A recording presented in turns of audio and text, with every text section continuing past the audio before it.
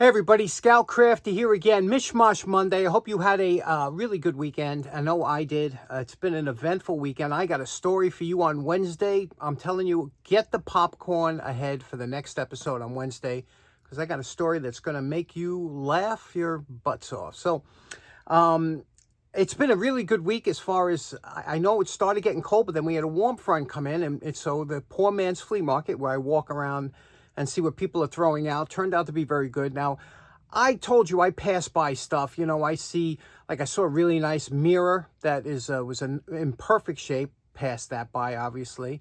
A bunch of exercise bikes. I don't know why being thrown out before the winter, but a couple of this Schwinn was beautiful. That's a big money bike right there, and I know it worked because I sat on it and tried it. And then there was some other dibs and dabs that I saw thrown out, but the one thing I have to tell you, I don't pick up stuff, as you know, unless it's kind of unusual, eclectic. But I love homemade stuff that's made by people. The older I get, the more I appreciate things that are one of a kind, homemade or crafted by an individual. I like that. And I was looking at this one box. There was a pumpkin in it that I thought was a blow mold, but it turned out to be a metal pumpkin. But under the pumpkin was a bottle. I thought it was a genie bottle. Do you remember I Dream of Jeannie in the mid-'60s with beautiful Barbara Eden, Larry Hagman? And she was everybody's first crush when we were younger, huh? She was just an adorable woman. And in that TV show that she was in, they had a bottle where she came from, the genie in the bottle, and that bottle was actually a 1964 Jim Beam whiskey or bourbon bottle. And they bought it right off the shelf to do the show. And, now there was 12 bottles used throughout the series. And they actually have, you can get reproductions. I always thought that bottle was cool. And we always wish that a genie would pop out, right? Like that. But anyway, I saw this thing and I said, look at this, homemade. Let me show you what it is and why I picked it up. I love homemade stuff. And here it is. I found this under that pumpkin, and you could see the beautiful thing about it is that somebody in India, it's written India underneath, somebody spent a lot of time doing this terrific engraving, probably with just a small engraving tool, probably manual, was sitting down and probably spent a couple hours doing this. But I just thought this was beautiful because, first of all, it's brass. You can see here's a magnet, right? You can see that this is brass, and they paint it with probably a black lacquer, and then from there they engrave it. And they just, whoever did it did a beautiful job. And I love stuff that's made by a person, home, kind of handcrafted. And how could you throw something like this out? There's no damage to it or anything. Let me show you close up. Now let's take a moment to appreciate the fact that this was all done probably by hand. And, again, it's written, you can see where it says here, I don't know what, India, 739-12. I don't know what that means, that number. But you could see all around the base, all around the bottom here. Just a beautiful job, huh? Here's the neck. And I just thought, why would somebody throw that out? Somebody spent a lot of time.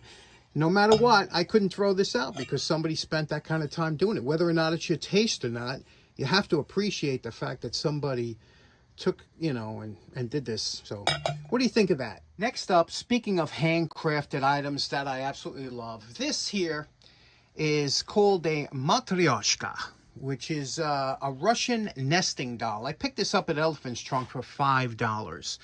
Again, look at the beautiful, absolutely beautiful painting on it. These are all hand painted by usually a women. I see a lot of women do these, and they go back to the 1890s in Russia. And let me show you what's so interesting. These things, again, this is hand painted. Each one has got to be turned on a lathe out of a special wood. And when you take off the top here, that opens up, it exposes another one, a smaller one. And let me show you, it goes all the way down. Now, as you can see, they're called nesting dolls because each one of these dolls nests inside the larger one next to it. And they all have to be turned on a lathe. And you could see here, when you open them up, It's made, I think, from a Russian birch, like a Baltic birch kind of, but they have to be a very stable wood, or else they won't, they'll get loose. But you can see here, they're all tight. They all stay tight. The people that do these are really craftsmen that make these, because they just do a wonderful job in turning and getting them to fit in each one.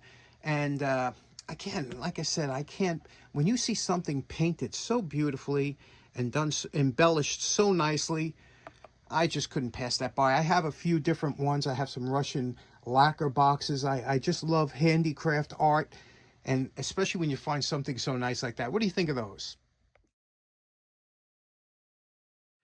I think a lot of us, especially if you watch this channel, a lot of us that kind of work with our hands, we can really appreciate things that are handcrafted, and especially if they're done well. It's amazing to me. So we're going to be talking about that this week, about the gifts that you can make for the holidays that are coming up next month. And hopefully I can give you some ideas of some interesting things that I've made in the past that you might want to make for your friends and relatives. Next up, another thing that I bought at Elephant Trunk that I didn't show you last time. It's really interesting. I think you'll get a kick out of it. Let's go right to it. Okay, so I'm at Elephant Trunk Flea Market in Connecticut, and towards the end of the day, I picked up some really good stuff, including that clipper, sickle bar lawnmower that everybody seemed to get a kick out of. And I saw this on a tarp. I always love stuff that's on a tarp, because usually that's cheap stuff, when they just throw things out on a tarp. And some tarps are $5, some are $3, But I saw this there, and I said, it's some kind of cane, I thought, right? And I love canes. And then I saw this. I said, oh, you know what that is? That's a cane seat. Both my mentor, Dan, and I both have an affection for cane seats. I just think they're interesting. And sure enough, I saw this, and but I wasn't 100% sure, and I just saw the way it looked. I asked the guy, I said, what is that? He goes, I think you sit on it or something, but he had no idea what it was. So he said, it's $10, right? I looked at it, and I said, excuse me, I looked at it, I said, you know what, $10, I'm going to take it, because it don't look like it's broken, works, and I'll take it. And let me show you what this is. Okay, this is from Henry Howell of London. My friends in the UK probably see more of these than we ever do here in the States. But this is called the Monarch seat. It was basically called a cane seat or a shooting stick, because they used to use these sometimes to support rifles and things like that when they put them down. And this piece pops off here. Let me show you. Let me clean it up the best I can. There's tape here. This used to be covered with alligator skin, and but let me take this off. Look at that.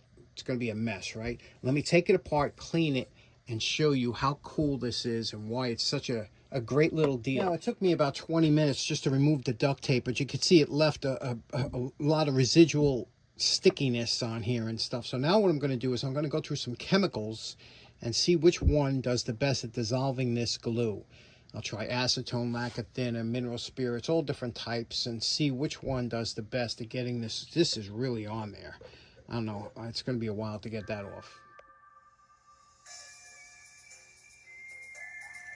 Okay, that was a royal mess. I actually used mineral spirits, odorless mineral spirits, because it's inexpensive. It's not harsh on your hands or anything.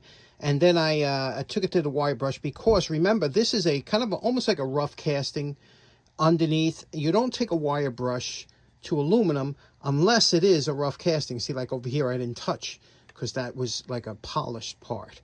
And when I talk about rough casting, like here, for example, this is the base, and I'll show you how that works in a minute. Now, I'm going to do the bottom here with the wire, just to show you. I'm going to do a little bit here to show you the difference. Okay, see here, we did this corner here with the wire brush, and you can see it leaves a little bit of pitting. It's not really, now you could polish this out later on, you see, but that's the wire brush that'll leave on there. Now, again, you have to address it at the side of the wire brush. You don't do head on, because that'll leave it rough and pitted, just the side of the wire brush. So you could do it on some areas like this here that's meant not to be seen. I'll show you why. but you wouldn't want to do that here on the top here. So how are we going to clean this here? I like to use either a fine Scotch Brite and some polish, or some Brillo or SOS, you know, those pads, and gently get it off there. You're always going to have micro scratches because this is aluminum, and you could polish that out, but it really wasn't meant to be a high polish. Let's get to that now.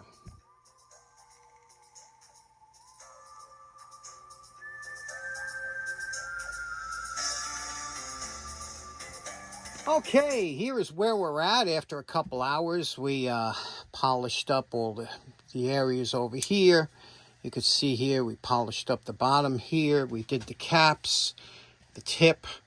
We got a few other things. They have ball bearing detents. I have them out soaking. And now let's look at what we have here, okay? Now, first of all, I think the Prince of New Jersey 357 Magdad's going to like this because they got brass pins, steel, brass, and wood. That's right up his alley. And, okay, so now you could see what this thing sells for. This thing's kind of a rare item. And normally what I should do is just, you know, do a conservate, just leave it like it is. But that's not the way we roll here. I don't care what this thing's worth. I don't care if it's worth the $10 I paid for it. I want to make it the way I want. So you could see here, it's starting to lose. Let me see if I can get it. There we go. Starting to lose some of its finish here. We're going to scrape it down. We're going to re-varnish it, because I believe varnish was the original finish on here. It's a much nicer finish than all the others. And then what we'll do is we'll polish it out, and we'll see how it comes out. Now, the beauty about using a single edge razor blade when you're trying to scrape off the finish, what you do is you see how the light reflects where the finish is. You turn it. You have to have a good light above your work area. And you just, when you're dragging this across, sometimes the grain is so pronounced that you can only drag it one way unless you start, you know, ripping up the fibers of the grain and making it rough.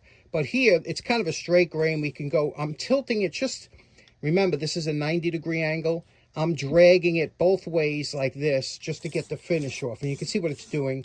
Just taking small shavings off. That's just what you want.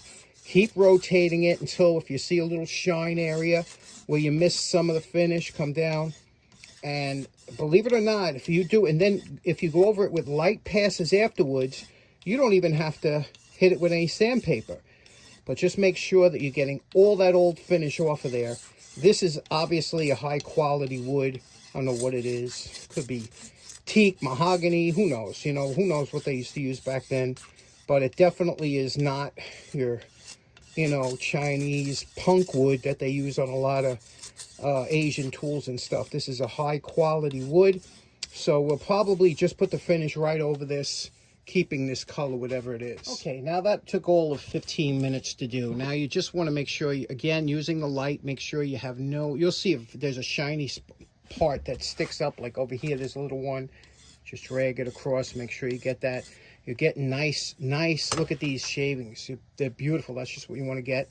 And now we're going to thin out the varnish and wipe it down, give it a few coats, and we'll be back when it's dry. Okay, now we're going to be using Helmsman Spar Varnish. The first thing we're going to do is we're going to saturate a small swatch of material. I like to use something that's like this, enough that it will kind of drip out. If you squeeze it, see here it's dripping out, a little dripped into there. It's got to be damp with varnish, and that'll stop it from sucking out the thinners in the varnish when you put it on. Now, this is such a small piece, I'm not going to mix a special batch, but what we're going to do is we're going to dip it in here. Now, because I already saturated the rag, it acts like a thinner for the varnish, okay? We shook up the varnish, which you're not supposed to do. You're not supposed to thin it out. I don't pay attention with the instruction. I go by results. Now, watch what happens when we put it on.